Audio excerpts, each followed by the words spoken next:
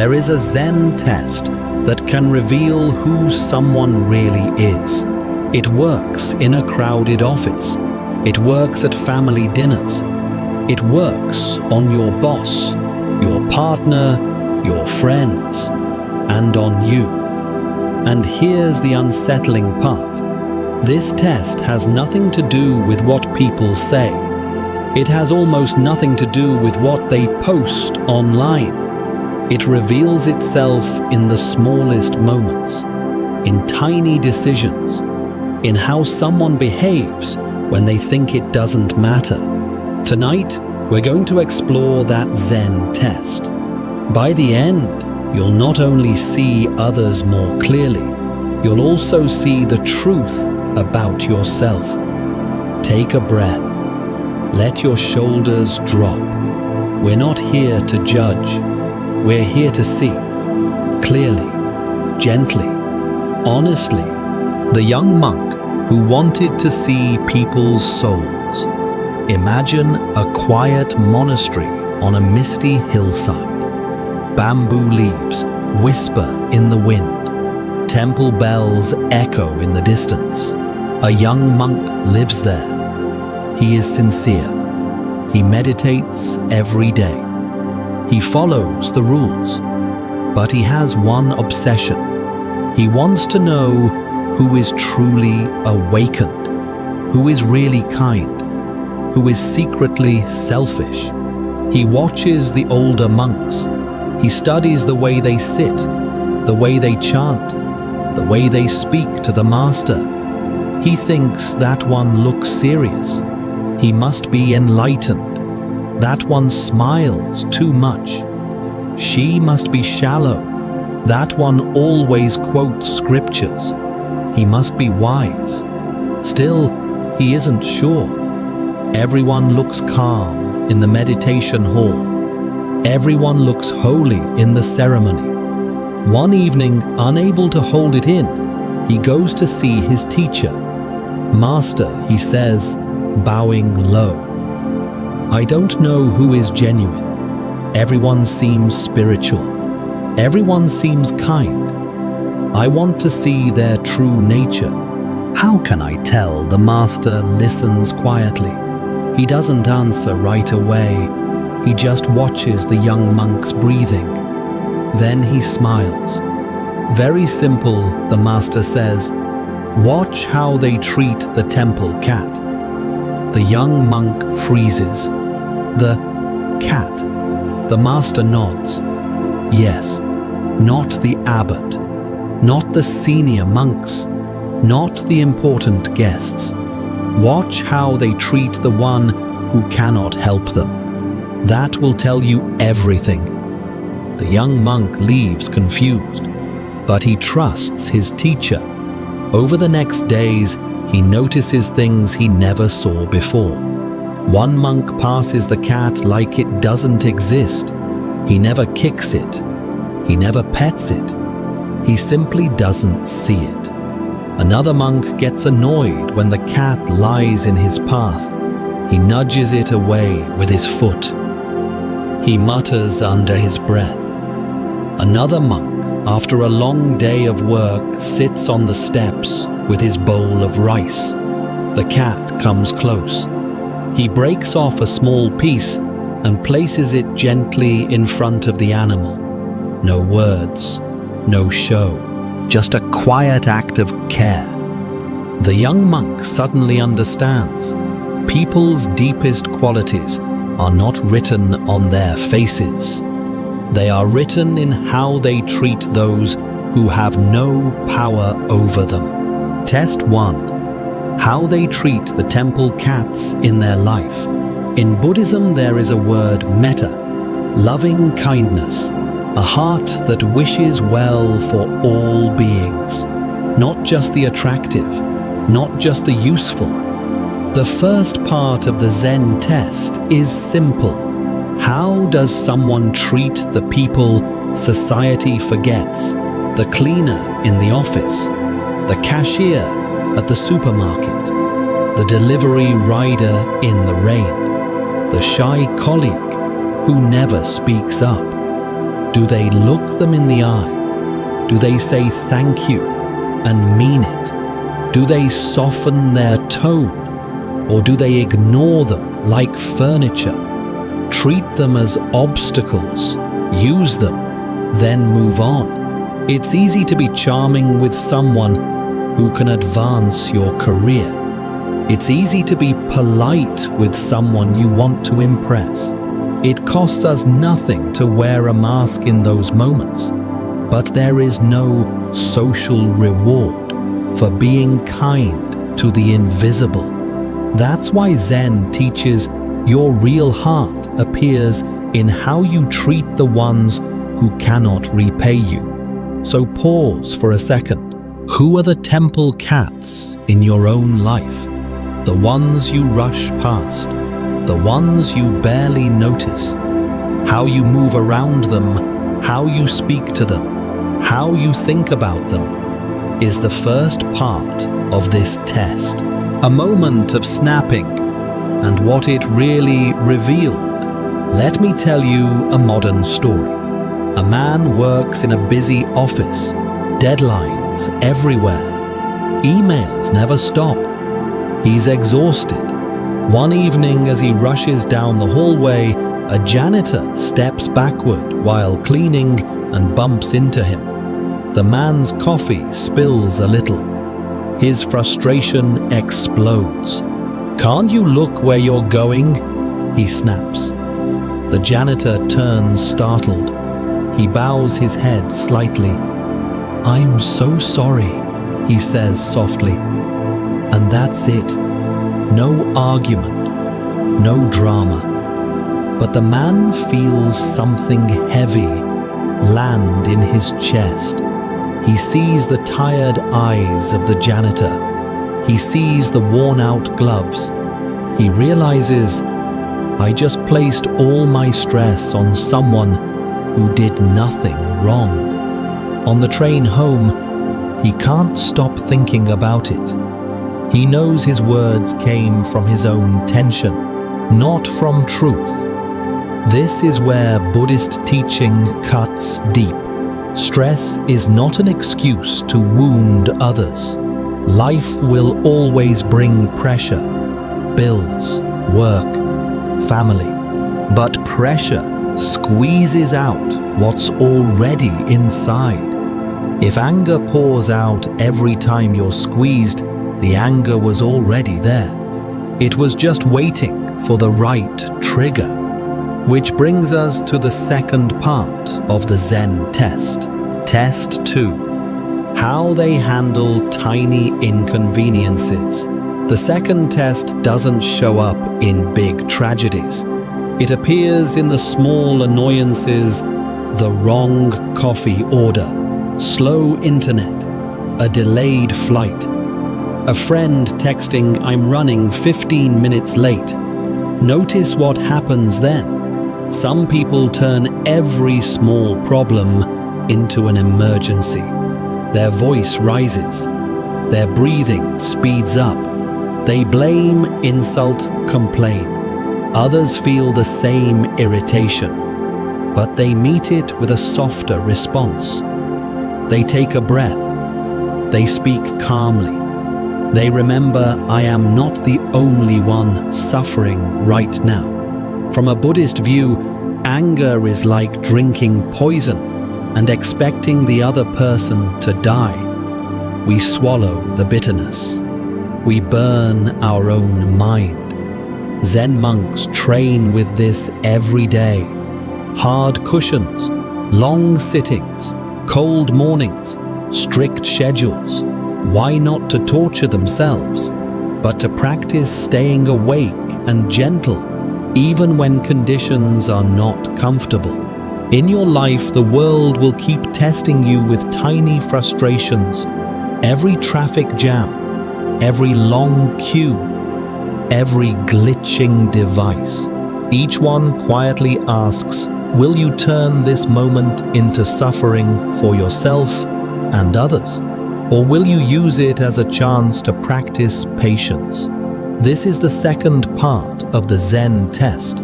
When small things go wrong, do they become a storm or a doorway to deeper calm again? This is not just about them. It's about you. Think of the last time something minor went off plan. Did you become a source of calm or of chaos? The answer tells you more about your inner cultivation than any quote you post on social media. Silence after a promise, and what it really means. We move to something more subtle. Imagine a friend who is always almost there for you. They say, "I'll definitely come to your event. I'll call you back tonight. I'll help you with that project." They sound sincere. You believe them. But when the time comes, they disappear. Excuses arrive instead of actions. Traffic, unexpected work, forgot the time. Once or twice, that happens to everyone. But when it becomes a pattern, it reveals something deeper. In Buddhist teachings, truth is not only about not lying, it's about alignment. Words and actions moving together as one. Speech becoming an honest reflection of the heart. This leads to the third part of the Zen test. Test 3. How they honor their word. Watch how people handle their promises. Do they say yes to everything, then silently vanish when it's inconvenient? Do they constantly apologize, but never adjust their behavior? Or do they speak carefully, commit realistically, and then follow through, even when it requires effort? Trust is built quietly, promise by promise, appointment by appointment. When someone keeps their word, even when no one would blame them for backing out, you feel it. Something in you relaxes. You sense, "I can lean on this person." From a Zen perspective, every commitment is a small spiritual practice. Keeping it strengthens your integrity. Breaking it again and again creates cracks inside your own self-respect. So ask yourself, when you say, "I'll do it," do you treat those words as a sacred contract, or just as pleasant sounds to avoid discomfort in the moment? We often think of spiritual practice as meditation, chanting, or reading wise books. But Zen would say this: the way you handle your calendar can be just as spiritual as the way you handle your prayer beads. The secret life of your choices. Now we go deeper into the shadows. There is a question Zen loves to ask without saying it out loud. Who are you when no one is looking? Picture an empty room. No cameras, no audience, just you. On the table sits a lost wallet with cash inside. No identification, no way to find the owner. Your mind whispers, "No one would ever know." In that moment, you meet the fourth part of this test. Because character is not what you show to get praise. Character is what you do when you could get away with anything. In Buddhist thought, this connects to karma, not as a cosmic revenge machine, but as the simple truth that every action shapes your mind. Steal once and you don't just gain money. You also plant a seed. I am the kind of person who crosses this line. Tell the truth once when it's difficult, and you plant a different seed. I am the kind of person who stands by my values. Over time, these seeds grow roots. They become your reflexes, your habits, your natural behavior. So the fourth part of the Zen test is this: how do they behave? when the curtain is closed and there is no applause to be won? Do they cut corners because no one will notice? Do they speak kindly in public, then tear others apart in private? Or do they try imperfectly but sincerely to be the same person in every room? Again, this is not only about watching others, it's a mirror. If every private message, every late-night choice, every secret habit was suddenly projected on a screen, would you feel aligned or split into Zen? Doesn't ask this to shame you. It asks to awaken you, because your unseen actions are not small. They are the bricks building the house you live in. Power, the great amplifier. Now, we come to the final part of the test. Some people seem kind as long as they are on equal ground. They are friendly as a colleague, humble as a student, soft as a follower. Then something shifts. They become a manager. They start earning more than you. They gain followers online. They become the teacher instead of the learner. Watch carefully what happens next. Zen teaches that power does not change us. It magnifies us. Give a generous person power, and they have more chances to be generous. Give a controlling person power, and they have more chances to control. Imagine two leaders. The first one rules by fear. Their voice is sharp. Their eyes are always judging. People around them walk on eggshells.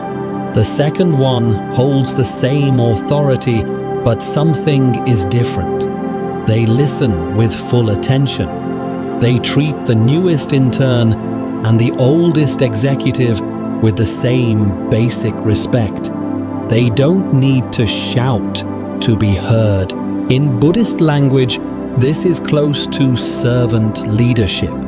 Power used not to feed ego, but to reduce suffering. So the fifth part of the Zen test is, what happens to someone when they have power over others? Do they humiliate? Do they manipulate? Do they forget the humanity of those below them? Or do they protect, uplift, and create safety for the people in their care? And again, this is not just about presidents and CEOs. You hold small forms of power too, over children, over staff, over anyone who depends on your decisions. Every time you raise or soften your voice, close or open a door, say you're stupid, or I believe you can do this, you are using power. The question is not whether you have it. The question is, what does your power reveal about you? The 5 parts of the Zen test. Let's gather everything together now. According to this Zen perspective, a person's true nature quietly shows itself in 5 places. How they treat the powerless, the temple cats of their world, service workers, strangers, the overlooked, how they handle small annoyances, minor delays, mistakes and disruptions. Do they explode or stay grounded? How they honor their commitments. Is their word a bridge you can walk on, or a thin sheet of ice that breaks under the slightest weight? How they behave when no one is watching. Do they protect their values in private or only in front of an audience? How they use power. Do they turn ranking into domination or into responsibility and care? But here is the twist. Most people hear this list and immediately start scanning others. That's my boss. That's my ex. That's that influencer I don't like. Zen smiles gently and says, The test was never about them. It was always about you. Turning the test inward, you can see others' patterns. You can notice red flags. That's useful. But Buddhist wisdom insists on this. True freedom begins when you point the light back at yourself. So tonight, instead of asking, who around me is fake, ask, where am I not yet aligned? When you're tired, do you still see the humanity of the person cleaning the floor? When the Wi-Fi drops, do you take a breath, or do you attack the nearest target? When you say, I'll be there, do you arrive, or do you disappear behind excuses? When you are alone with your temptations, do you remember that you are still planting seeds in your own mind? When someone trusts you with authority, do you become a shield or a source of fear? This is the real Zen test, not a weapon to judge others, a mirror to polish yourself. Practicing the test in daily life. You don't have to transform everything at once. In fact, you can't.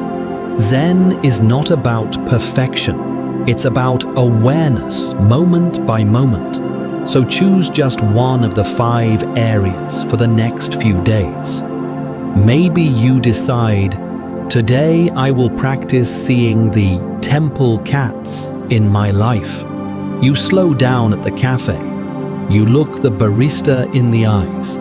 You say thank you and let your tone carry real warmth. You greet the security guard instead of walking past like a ghost. No one will clap. There is no soundtrack, but your heart will notice. Or maybe you choose, this week I will treat every small delay as a meditation bell. When the queue is long, instead of diving into irritation, you feel your feet on the ground, you watch your breath, you relax your jaw, you silently say, everyone here is also waiting. May we all be at peace. Suddenly the situation hasn't changed, but you have changed inside it. These small experiments slowly reshape your character. Not by force, by attention. The path forward, the young monk from our first story eventually stopped obsessing over who was enlightened. He still watched people. He still learned from their patterns, but his focus shifted. Each time he saw someone ignore the temple cat, he asked himself, where am I still blind? Each time he saw someone explode over a small mistake, he asked, where do I still do that? Each time he saw a leader use power kindly, he thought, how can I bring that same care into my own tiny circle of influence? Over time, his practice became less about measuring others and more about softening his own heart. This is the quiet revolution that Zen invites you into. Not a dramatic declaration, not a sudden personality change, but 1,000 small, honest moments where you notice, I snapped just now. That wasn't who I want to be.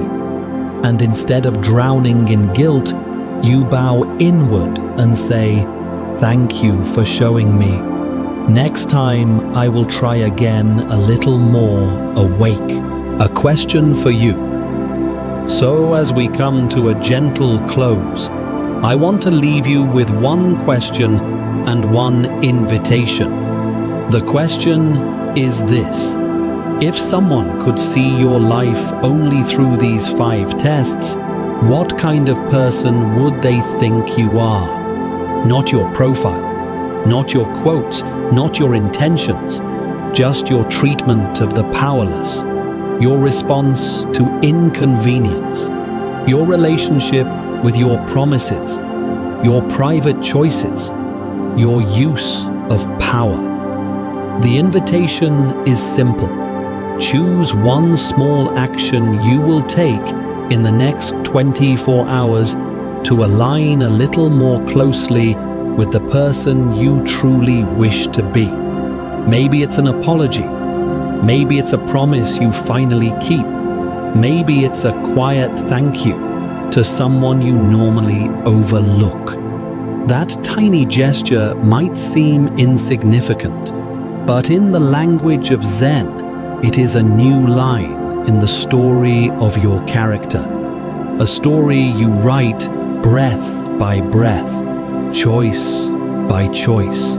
If this journey into Zen insight spoke to something in you, you don't have to rush away. Let your eyes grow a little heavier.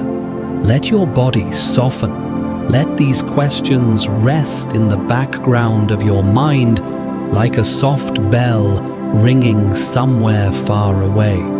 We will continue this exploration together next time when we look at a few hidden traps that even kind people fall into, habits that quietly sabotage their relationships without them noticing. Until then, walk gently, look closely, and remember, the real test was never about catching others.